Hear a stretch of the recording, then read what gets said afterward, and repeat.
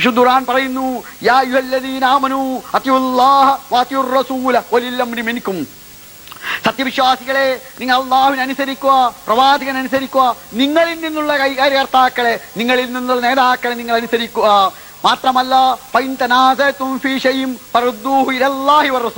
നിങ്ങൾക്കിടയിൽ ഭിന്നത ഉണ്ടായാൽ അള്ളാഹുവിലേക്കും പ്രവാചകനിലേക്കും മടക്കുക. ജീവിതത്തിന്റെ സുപ്രധാനമായ രാഷ്ട്രീയ കാര്യങ്ങൾക്ക് നമ്മുടെ നേതാവ് സോണിയാഗാന്ധിയാണെങ്കിൽ വിവാദമുണ്ടാകുമ്പോൾ, തർക്കമുണ്ടാകുമ്പോൾ ഖുർആനിലേക്കും സുന്നത്തിലും ഒക്കെ മടക്കാൻ സോണിയാഗാന്ധി സമ്മതിക്കുമോ? കരുണാകരൻ സമ്മതിക്കുമോ? ആന്റണി സമ്മതിക്കുമോ? ഏതെങ്കിലും രാഷ്ട്രീയ പാർട്ടികളോ ഭൗതിക സംഘടനകളോ പ്രശ്നങ്ങൾ ഉണ്ടാകുമ്പോൾ ഖുർആനിലേക്കോ പ്രവാചകനിലേക്കോ മടക്കാൻ എപ്പോഴെങ്കിലും സമ്മതിക്കുമോ? സന്നദ്ധമാകുമോ? അഥവാ അംഗീകരിക്കുന്നുണ്ടോ? യഥാർത്ഥത്തിൽ അതുകൊണ്ട് തന്നെ അനിസ്ലാമിക നേതൃത്വം എന്നത് ഇസ്ലാമിക സമൂഹത്തിന് ചിന്തിക്കാനേ പറ്റാത്ത കാര്യമാണ്. അതേസമയം മുസ്ലിം സംഘടനകൾ നിർഭാഗ്യവശാൽ ആരാധനാ രംഗത്ത് മതനേതൃത്വവും ജീവിതത്തിന്റെ സുപ്രധാനമായ മേഖലകളിൽ മതേതരമായ ഭൗതിക നേതൃത്വത്തെയുമാണ് അംഗീകരിക്കുന്നത്. ഇസ്ലാമിന് അചിന്യമായ അന്യമായ ഈ സമീപനത്തിൽ നിന്ന് ഭിന്നമായി ജീവിതത്തിന്റെ മുഴു മേഖലയിലും ഇസ്ലാമിക നേതൃത്വത്തെ അംഗീകരിക്കുന്നു എന്നും പ്രശ്നങ്ങളെ ഇസ്ലാമിക സമൂഹം പരസ്പരം കൂടിയാലോചിച്ച് തീരുമാനിക്കുകയും ചെയ്യുന്നു എന്നതാണ് ജമാഅത്തെ ഇസ്ലാമിയുടെ 5